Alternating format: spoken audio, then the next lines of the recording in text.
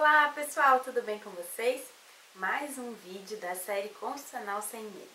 E hoje nós vamos tratar sobre repartição de competências dos entes, seja a União, Estados, Município e Distrito Federal. Bom, esse assunto ele tem gerado certa polêmica. Por quê? Porque ele cai muito nos concursos e muitas pessoas ficam na dúvida sobre as competências. E na verdade é um assunto muito fácil que eu trouxe aqui no canal justamente para deixar de lado esse medo sobre essa matéria, né, essa questão em relação ao direito constitucional. Bom, então hoje nós vamos tratar de várias competências dos entes. Nós vamos tratar sobre a competência exclusiva, privativa, concorrente, residual, local e cumulativa. A ideia do vídeo de hoje não é esgotar todas as questões sobre a competência, mas trazer um estudo inicial para você aí que está no início do seu curso ou você que tem alguma dificuldade em relação a esse conteúdo.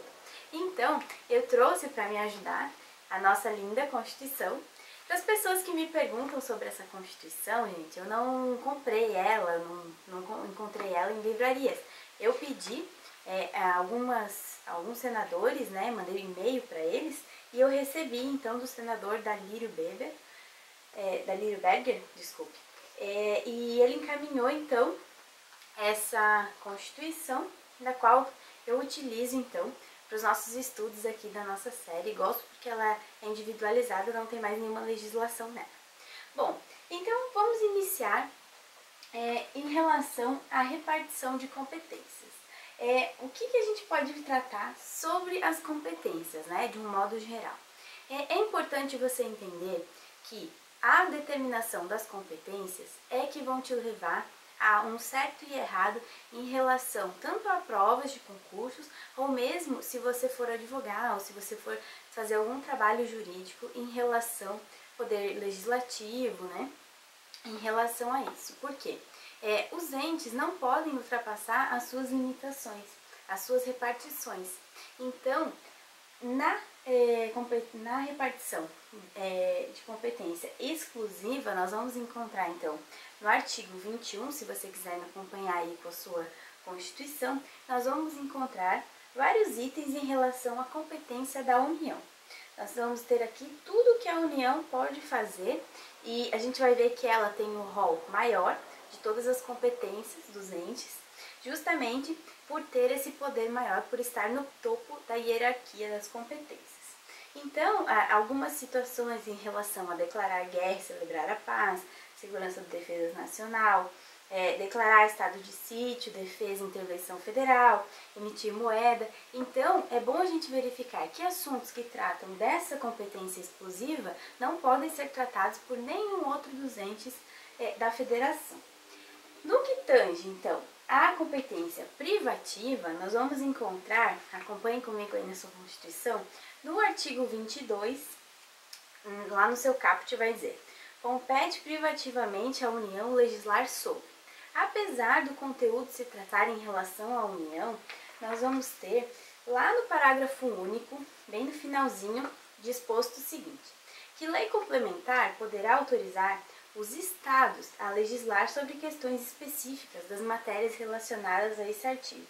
Por exemplo, então, se ela quiser tratar em relação a trânsito e transporte, se ela quiser dar essa competência aos estados, tá aqui então que a competência vai ser privativa, conforme o 22, parágrafo único. Então, vocês podem notar que aos estados vai caber a legislação se houver lei complementar sobre o assunto. Então, nós vamos passar para a competência concorrente. Essa competência é muito utilizada porque, já vou mostrar para vocês. No artigo 24, no caput, então, vai trazer o seguinte, que compete à União, aos estados e ao Distrito Federal legislar concorrentemente sobre. E aí, no parágrafo 1º, lá embaixo, vai ter o seguinte: no âmbito da legislação concorrente, a competência da União limita-se a estabelecer normas gerais, e no parágrafo 2º, ele diz que a competência da União para legislar sobre normas gerais não exclui a a competência suplementar dos estados. Então é nesse rol, no caso de orçamento, porque a gente sabe que a União define o seu orçamento, o Estado vai definir o seu orçamento e o Distrito Federal também vai definir o seu orçamento conforme a sua legislação. Nós vamos ter aqui a responsabilidade ao dano, educação, cultura, ensino. Então, vários desses itens que nós temos aqui no artigo 24 que vão poder ser legislados concorrentemente de acordo com o interesse de cada um dos entes, de acordo com a localidade. Então, fica aí esse esclarecimento que é muito fácil de entender, né? Até agora não temos nenhuma dificuldade. O mais importante de saber essas classificações aqui é que na prática você não confunda nenhum desses institutos, nenhuma dessas diferenças de repartição. Porque numa prova de concurso, se você tiver isso bem definido na sua mente, você pode já excluir de cara a questão errada, porque você vai saber que compete à União legislar exclusivamente sobre tal assunto, que você vai ler na nossa Constituição. Aí nós vamos pular então para o D, que é a competência residual, lá no artigo 25, parágrafo 1º. Deixa eu ver aqui, isso, 25, parágrafo 1º. No 25 caput, vai trazer aqui então, no 25, né, dos estados federados, vai tratar sobre os estados. Os estados organizam-se e regem-se pelas constituições e leis que adotarem, observados os princípios da Constituição. Então, por questão de hierarquia, todos os estados seguem o que a Constituição Federal traz.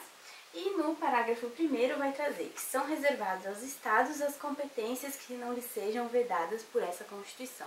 E como nós vamos saber disso, eu acho muito interessante que você acompanhe os informativos do STF e do STJ, principalmente do STF, porque vai te dar uma base do que os estados têm decidido, do que os estados trazem em relação à sua organização institucional e o que tem sido aprovado ou não pelo STF de acordo com a hierarquia da União. Então, por exemplo, se um estado dispõe sobre uma norma que é exclusiva da União, vai ter um julgado lá em relação a isso. Existem alguns livros que você pode estar lendo sobre a matéria, que eu acho bem interessante, que já traz resumidinho todas as decisões do STF. Então, em relação a isso, a esse parâmetro do que é residual em relação aos estados, é que eu indico para vocês uma leitura mais aprofundada, se você tem interesse do tema, nos informativos aí dos tribunais superiores. Vamos então para a repartição local, que vai estar disposta no 30, inciso 1º. No 30, eu também, antes de falar sobre a competição local, eu quero dizer para vocês que desde o artigo 20, que trata da União, até o artigo 30, deixa eu ver, até o artigo, até o 31, ele vai tratar sobre União, Estados, Município, Distrito Federal, que é uma matéria que cai muito em concurso, pessoal. Então, isso aqui você tem que saber mais ou menos de cor aí, para estar na frente do pessoal que está nesse concurso aí com você. Então, no artigo 30, inciso 1, eu tinha falado para vocês aqui. Então, no 30, nós vamos ter que compete aos municípios aí legislar sobre assuntos de interesse local.